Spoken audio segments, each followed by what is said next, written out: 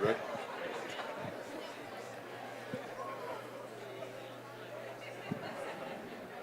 Okay, great. All right, good morning, everyone. Good morning.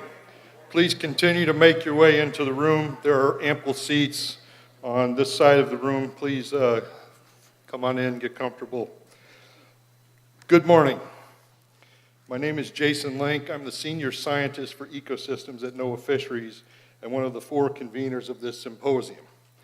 On behalf of the conveners sitting up here, I declare the 4th International Symposium on the Effects of Climate Change on the World's Oceans to be formally open. Also, on behalf of the conveners, organizers, and sponsoring organizations, I want to welcome you to Washington, D.C. and this 4th International Symposium on the Effects of Climate Change on the World's Oceans. Or, because we're required to use a lot of acronyms in this town, and you're going to get tired of me saying that whole thing, we're going to call it ECWO this week. ECWO. We have a program chock full of amazing, intriguing, cutting-edge science and information lined up for you. I hope you take full advantage of the program this week. I also hope you enjoy our nation's capital and the many wonderful things it has to offer to you. I also trust that you will take full advantage of the opportunity to interact with your colleagues from all around the world at ECWO, as we have over, I think it was now 675 experts on a wide range of topics in attendance from well over 50 countries.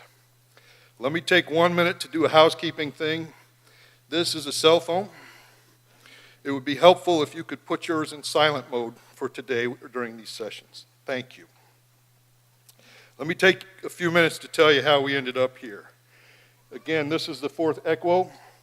It is part of a series of ECWOs that were initially organized by the International Council for the Exploration of the Sea, the North Pacific Marine Science Organization, so ICES and Pisces, and the Intergovernmental Oceanographic Commission of UNESCO, or the IOC. ECWOs were designed and established to address urgent need for information on changing oceans. The first symposium was held in 2008 in Gijón, Spain, the second symposium in 2012 in Yeosu, Korea, and the third symposium in 2015 in Santos, Brazil. Adi Kellerman from ICES and Robin Brown from Pisces approached Roger Griffiths and I at the last ECWO and asked, as nonchalantly as they could, whether the U.S. and particularly NOAA would like to host the next ECWO meeting. They claimed that hosting it wouldn't be that much work, and it would be good visibility for us. So knowing these two, I recognized it as a possible setup. I knew that Adi was retiring soon, and I mainly wanted to go see the Pele Museum, if I could be honest. So I said I need to think about it and check with others. So we talked to a lot of people at NOAA, and Roger Griffiths said it was something he thought we could do, and at least we'd have 3 years to plan it. And boy, did those 3 years go by fast. Now here we are, and I got to tell you, we are really, really glad to host it, and we're really, really glad that you were here. Let me reiterate to you the importance of this meeting. The original meeting in 2008 was prescient in its emphasis and focus. The past 10 years since that meeting have seen tremendous growth in the science represented by all of you here. And also the demand for that science has equally grown. Furthermore, the timing and structure of this meeting was intentionally designed to support the next IPCC report, with a special report focused on climate and oceans and the cryosphere. This work has in the past and will continue in the future to support major climate and ocean assessments. Let me also reiterate to you the impact of the issues we're discussing this week. We're facing several things like sea level rise, deterioration of biogenic structures near the coast that protect them, shifting ocean currents, maintaining coastal infrastructures, concerns about food security leading to national security to other international relation considerations all emerge from these changing ocean conditions. Again, the impacts of what we'll discuss this week have the potential to be quite large. One of my colleagues, Dr. Craig McLean, was recently talking with business leaders at an ocean risk conference. They informed him about the magnitude of the ramifications of what we all do. There are about 650, 700 of us in this room right now registered for this conference. Let me ask you to use your imagination. Imagine that each one of you was holding $1 billion. Probably hard, there's a lot of zeros there, but imagine you're holding $1 billion. You can ask your neighbor if you can borrow some of theirs later on at coffee break. That is the value of just one industry, the insurance and reinsurance industry, that is using the science we do on climate change and the changes to the oceans to make business decisions now. Nearly $700 billion decisions are being impacted by what we do for just one industry. Each of you holding $1 billion. There are other examples. For instance, fisheries in the U.S. alone are valued at over $100 billion US dollars, impacting over 260 million jobs. They too are impacted by these issues. The blue economy is estimated to be worth 20 to 25 trillion US dollars, larger than many economies of many nations. That represents both risk and opportunities from the ocean. Many cruise ship construction plans and tourist plans, also multi-billion-dollar industries, are all keeping an eye on how the oceans are changing. The point being, good business decisions require up-to-date knowledge on this topic. We're going to hear a lot more about these issues and many other related issues this week. Let me take a few moments to thank the many people who made this ECWO possible. The main sponsors include ICES, Pisces, the IOC, and now the Food and Agriculture Organization of the UN. We have several co-sponsoring organizations, including the Department of Fisheries and Oceans from Canada, the Communication Partnership for Science in the Sea, the International Atomic Energy Agency, the Linfest Ocean Program, the Maine Coast Sea Vegetables Corporation, the Monterey Bay Aquarium, the North Pacific Anadromous Fish Commission, the North Pacific Research Board, Ocean Networks Canada, the Surface Ocean Lower Atmosphere Study, Integrated Marine Biosphere Research, and Women's Aquatic Network. Partnerships, support, and positive discussions with several countries' embassies, particularly the Norwegian embassy, which will co-host tomorrow night's reception, also help to facilitate this ECWO. My colleagues within NOAA, the U.S. National Oceanic and Atmospheric Administration, and especially NOAA Fisheries, all help to make this ECWO possible. Let's give these sponsors and organizations a big thank you right now.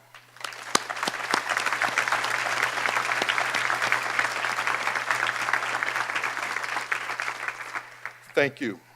I also want to thank some key individuals, particularly the other conveners.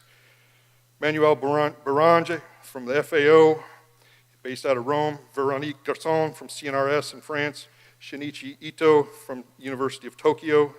The coordinating committee, Robin Brown, Hal Batchelder, Wojciech Wawrinski, Vivian Peel, Carol Robinson, Salvatore Arrico, Kirsten Eisensee, and Roger Griffiths, as well as the Scientific Steering Committee, chaired by Ann Hollywood, with Denise Breitberg, Melissa Chirechi, Keith Criddle, Beth Fulton, Gru Vandermeer, Lena Hansen, Kirsten Holzman, Raleigh Hood, Tron Christensen, Myron Peck, Greta Pessel, Angelica Pena, John Penniger, Grant Pitcher, Masami Nonaka, Mark Messian, Carol Robinson, Charlie Stock, Motomitsu Takahashi, Marie-Louise Timmermans, and Sinjay Yu. And additionally, the local organizing committee, Jay Peterson, Taylor Armstrong, Dory Dick, Heidi Lovett, Josh Blockstein, Peg Brady, Jason Goldberg, all chaired by Roger Griffiths. All of these individuals have worked really hard over the past couple of years to make this symposium a reality and have helped set up a great program. Let's again give them a big thank you right now.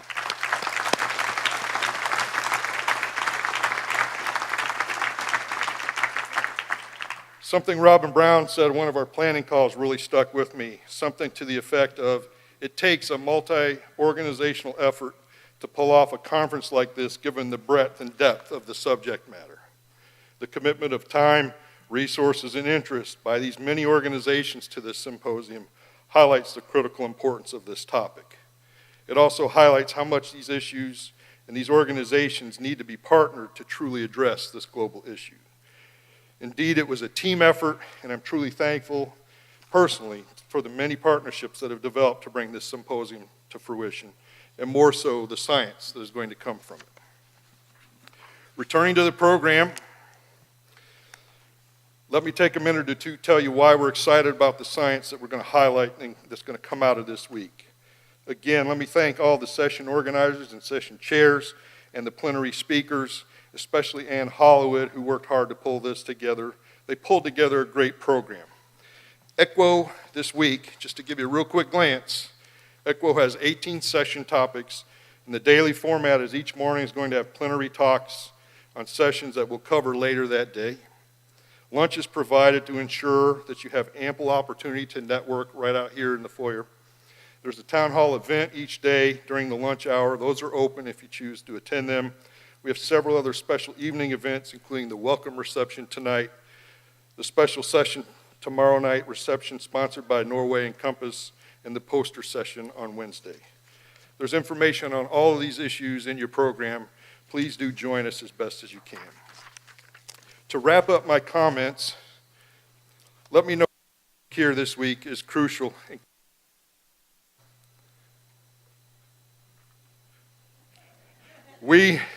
This was my money line here, all right. We, the explorers and studiers of the ocean, already see changes every day in our work. The Earth's climate and oceans are rapidly changes, and more changes are expected in the planet's ocean climate system. The demand for information about these changes remains high. Your work here will advance and guide the science we need to do for years to come, and you are providing a foundation for the next generation of scientists and practitioners we so urgently need. On that note, if there's anyone here under the age of 35, please stand up. And in particular, we are fortunate to have students from Tacoma Park Middle School. You're definitely under the age of 35. Thank you. And McKinley Technology High School. Thank you. Thank you for coming and picking up the baton for us graybeard old guys. I think your youthful presence here reiterates the hope that we can find and enact solutions to the challenges facing us. So thank you for attending. Thank you in advance for making this symposium a success. And thank you for advancing the science on this important topic. Now, what I would like to do, and it's my great pleasure, to introduce Admiral Gallaudet to provide the official welcome and opening remarks.